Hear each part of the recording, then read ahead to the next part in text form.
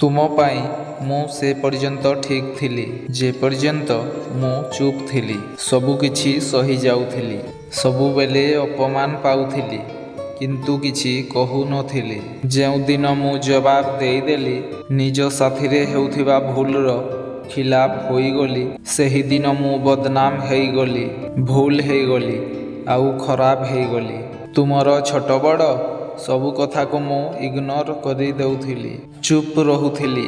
ଭାବୁଥିଲି ସମ୍ପର୍କକୁ ମଜବୁତ କରିବା ପାଇଁ ସହିବାକୁ ପଡ଼ିଥାଏ, ଆଡ଼ଜଷ୍ଟ କରିବାକୁ ପଡ଼ିଥାଏ। କିନ୍ତୁ ଭୁଲି ଯାଇଥିଲି କି ଆଡ଼ଜଷ୍ଟମେଣ୍ଟ ଗୋଟିଏ ସାଇଡରୁ ହୁଏନି। ମୋର ଆଡ଼ଜଷ୍ଟ କରିବା ଦ୍ୱାରା ତୁମେ ବାରମ୍ବାର ଫାଇଦା ଉଠେଇଛ।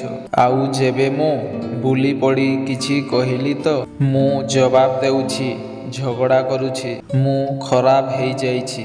ଏକ୍ଚୁଆଲି ନିଜ ପାଇଁ ଲଢ଼ିଲେ କେହି ଖରାପ ହୁଅନ୍ତିନି, ବରଂ ତାଙ୍କର ସେଲ୍ଫ ରେସ୍ପେକ୍ଟ ବି କିଛି ଥାଏ, ଯାହା ମୋ ପାଖରେ ଏବେ ବି ଅଛି। ଆଉ ଏବେ ଏହା ତୁମକୁ ବାରମ୍ବାର ଦେଖାଯିବ।